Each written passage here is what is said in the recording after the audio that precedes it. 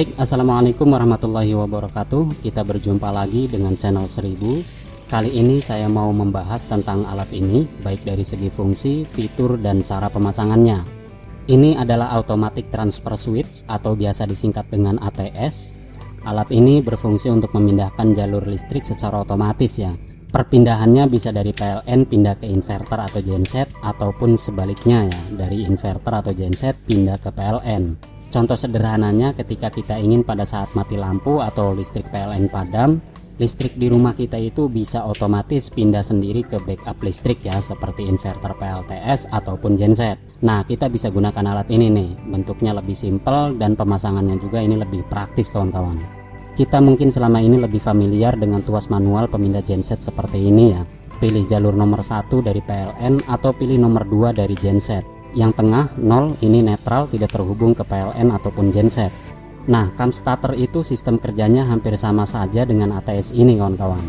Bedanya yang ini hanya bisa manual saja pakai tangan, sedangkan yang ini sangat lengkap, bisa diputar manual seperti ini, bisa juga bekerja secara otomatis. Tinggal kita pencet tombol angka 1 berarti mode otomatis, 0 berarti manual. Bahkan ATS seperti ini sudah dilengkapi dengan soket indikator lem eksternal ya, seperti ini. Jadi kita bisa tahu jalur listrik yang mana yang sedang kita gunakan, PLN atau dari listrik cadangan ya, bisa dari inverter PLTS maupun dari genset. Yang saya pakai ini adalah ATS dari merek Unif 2 pol ukuran 63 ampere 400 volt ya, bekerja di tegangan AC 220 volt. Sudah berstandar internasional IEC 9476. Ini lumayan berat ya, bobotnya ini 1 kg kawan-kawan. Untuk cara pemasangannya, di sebelah kiri ini yang bertuliskan N atau normal, ini sebagai jalur listrik utama atau jalur sumber listrik yang paling diprioritaskan ya. Jika PLN sebagai utama dan genset sebagai cadangan, maka kabel PLN ini masuk ke lubang jalur N ini. Untuk outputnya ada di sebelah bawahnya, di sini. Nah, ini sudah terpasang dengan pengaman MCB-nya untuk jalur input dari listrik utama yang diprioritaskan. Kabel hitam sebagai pasa, biru sebagai netral. Untuk MCB ini dipasang pada bagian kabel pasa ya, biar ketika MCB off itu benar-benar tidak ada arus listrik yang mengalir lagi, sehingga tidak berisiko menyebabkan orang kesetrum ya. Untuk di sebelah kanannya ada jalur R, ini sebagai jalur listrik emergensi atau cadangannya yang akan membackup listrik utama jika padam. Jika inverter atau genset sebagai cadangan, maka kabel dari inverter ini masuk ke lubang ini ya. Sedangkan untuk outputnya ada di lubang bagian bawahnya di sini.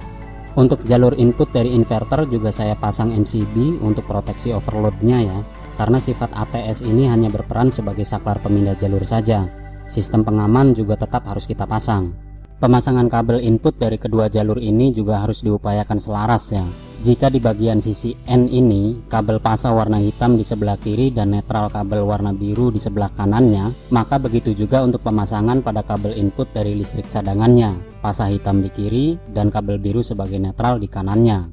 Walaupun memang pemasangannya terbolak-balik juga tidak apa-apa ya, karena ini listrik AC. Tapi ini idealnya memang harus harmonis kawan-kawan, biar kedepannya kita tidak jelimet pada saat memperbaiki jalur kabel jika terjadi trouble ya. Selanjutnya pada bagian kedua output ini kita jumper atau kita satukan pasa dengan pasa dan netral dengan netral lagi. Kemudian gabungan dari kedua output ini kita pasang kabel menuju beban atau load peralatan listrik di rumah kita ya. Nah, ini sudah selesai pemasangan jalur ATS-nya kawan-kawan. Ini sebagai jalur priority atau utama, ini sebagai jalur backup atau cadangannya. Jika PLN sebagai listrik utama, tinggal kita hubungkan kabel dari kWh meter PLN menuju ke jalur ini. Dan inverter atau genset sebagai cadangannya diinputkan ke bagian jalur kabel ini.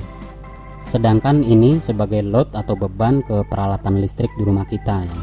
Nah, rangkaian ini jika PLN sebagai listrik utama ya. Tapi karena saya ingin listrik dari inverter itu sebagai utamanya dan PLN hanya sebagai backup saja, maka tinggal kita tukar. PLN diinputkan ke sebelah sini, sedangkan untuk inverternya di sebelah sini. Nah, seperti inilah yang diterapkan untuk rangkaian box panel PLTS di rumah saya ini ya. Untuk mempermudah pengontrolan, kita bisa kasih lampu indikator eksternal. Ini pakai indikator lem AC 220 volt ya. Kabelnya tinggal kita hubungkan ke terminalnya. Indikator lem warna hijau ini untuk inverter, dan yang merah ini untuk PLN. Ini juga soketnya bisa dilepas pasang dengan mudah ya. Oke, sekarang jalur kabel inverter dan PLN ini sudah dihubungkan. Mari kita akan lihat cara kerja ATS ini kawan-kawan. Saya kasih beban lampu ya.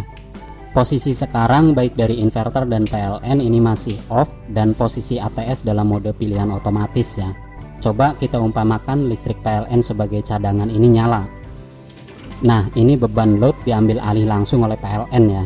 Walaupun ini sebagai cadangan, tapi karena inverter tidak aktif, maka diambil alih oleh PLN. Sekarang kita nyalakan inverternya. Apa yang akan terjadi? Nah, jalur listrik dari PLN ini akan switch ya, pindah ke inverter. Load lampu ini akan tetap nyala, walaupun PLN posisinya aktif ya, tapi karena perannya ini hanya sebagai cadangan, maka ATS akan tetap memprioritaskan inverter sebagai listrik utamanya. Dan walaupun PLN padam, juga ATS tetap pada jalur inverter ya. Tidak terpengaruh selama listrik dari inverter ini ada, maka PLN mau mati mau hidup juga tidak berpengaruh. Nah, jika listrik dari PLN ini on, kemudian inverter PLTS ini mati, maka listrik langsung di backup oleh PLN. ATS ini tidak akan menyebabkan listrik bentrok ya, walaupun dinyalakan dalam waktu yang bersamaan. ATS akan tetap bergerak memprioritaskan jalur listrik utamanya.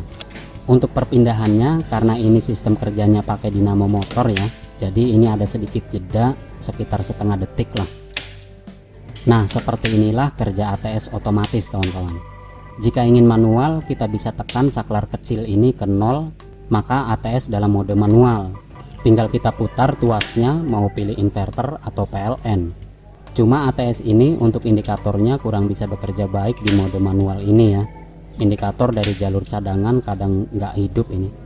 Tapi kalau pada mode otomatis ini sangat oke sekali kawan-kawan. Kalau kita lihat untuk bagian dalamnya, cara kerja ATS ini terlihat menggerakkan dinamo motor KTYZ ya, bertorsi besar untuk mendorong tuas MCB di atas ini. Ada 2 MCB masing-masing 2 pol di kiri dan di kanan seperti ini. Pergerakan tuas MCB ini disensor dengan switch limit di atasnya seperti ini. Dari limit switch ini dihubungkan ke sebuah relay 8 kaki ya sebagai pengontrol dinamonya. Nah, seperti inilah ATS yang sudah saya pasang di box kontrol instalasi PLTS di rumah saya ya. Dengan ATS ini sistem bisa bekerja secara otomatis, inverter sebagai sumber utama dan PLN sebagai cadangannya. Untuk catatan, ATS ini hanya bisa mengcover satu prioritas sumber listrik saja ya.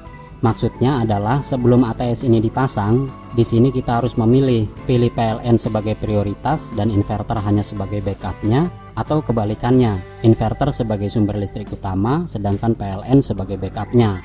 Ini disebutnya ATS satu prioritas kawan-kawan. Sebenarnya bisa saja kita rakit sendiri ATS seperti ini dengan rangkaian relay sederhana yang bisa kita buat ya. Cuma mungkin ini lebih terlihat rapi dan simpel. Dan tentunya daya yang bisa dihandle juga ini relatif lebih besar ya, karena plat penyambung jalurnya ini pakai model MCB, tentu kemampuan menghantarkan arus listrik juga ini lebih kuat. Oke kawan-kawan, begitu saja berbagi dari saya channel 1000. Mudah-mudahan ini bisa bermanfaat untuk kita semuanya terkait automatic transfer switch atau ATS ini ya. Oke, terima kasih sudah menonton video ini. Jangan lupa like, share, and subscribe. Wassalamualaikum warahmatullahi wabarakatuh.